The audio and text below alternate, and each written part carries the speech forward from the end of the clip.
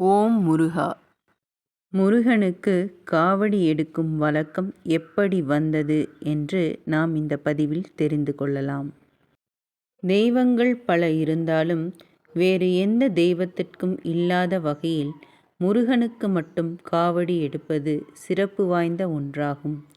ஒவ்வொரு தெய்வங்களுக்கும் ஒவ்வொரு விசேஷ வழிபாட்டு முறைகள் உண்டு. அந்த வகையில் முருகப்பெருமானுக்கு மட்டும் காவடி எடுப்பது சிறப்பு பெற்றுள்ளது. முருகப்பெருமானுக்கு சித்ரா பௌர்ணமி, ஆடி கிருத்திகை, தைப்பூசம், மாசி மகம், பங்குனி உத்திரம், வைகாசி விசாகம் முதலிய உற்சவங்களிலே பக்தர்களால் காவடி விசேஷமாக எடுக்கப்படுகிறது.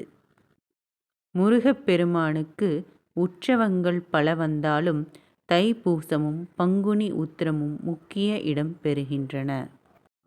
தமிழ் கடவுளான முருகனுக்கு செய்யப்படும் பிரார்த்தனைகளில் முக்கியமானது காவடி எடுப்பதுதான். இதற்கான காரணத்தை நாம் இந்த பதிவில் தெரிந்து கொள்வோம் வாருங்கள். முருகனுக்கு முதலாக காவடி சுமந்தது இடும்பன் என்கிறது புராண கதை.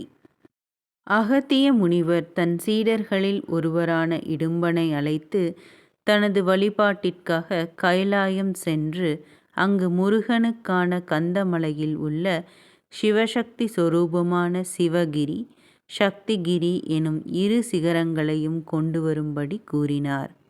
அகத்திய முனிவரின் கட்டளைக்கிணங்க இடும்பனும் கைலாயம் சென்று இவ்விரு மலைகளையும் கம்பில் கட்டி தன் தோளில் இருபுறமும் காவடி போல தொங்க எடுத்துக்கொண்டு வந்தார். முருகன் இவ்விரு கிரிகளையும் பழனியில் நிலைபெறச் செய்யவும் இடும்பனுக்கு அருளவும் விரும்பி ஒரு திருவிளையாடலை நிகழ்த்தினார்.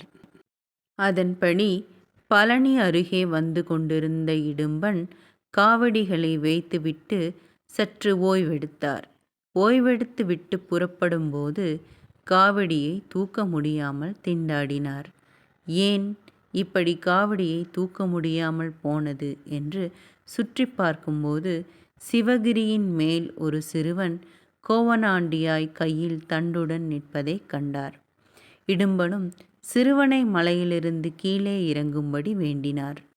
ஆனால் அந்த சிறுவன் இந்த மலை தனக்கே சொந்தம் என்று உரிமை கொண்டாட கோபமடைந்த இடும்பன் அச்சிறுவனை தாக்க முயன்றார். அப்போது இடும்பன் வேரற்ற மரம் போல் கீழே சரிந்து விழுந்தார். இதை கண்ட அகத்திய முனிவர் இடும்பன் மனைவியுடன் சென்று வேண்ட முருகன் இடும்பனுக்கு அருளாசி புரிந்ததுடன் இடும்பனை தனது காவல் தெய்வமாகவும் நியமித்தார். அப்போது முருகன் இடும்பன் போல் காவடியேந்தி சந்தனம், பால், மலர் போன்ற அபிஷேக பொருட்களை தன் சந்நிதிக்கு எடுத்து வருபவர்களுக்கு அருள்பாலிப்பதாக வாக்களித்தார். அப்போது முதல் முருகனுக்கு காவடி எடுக்கும் பழக்கம் வழக்கமாகி விட்டது.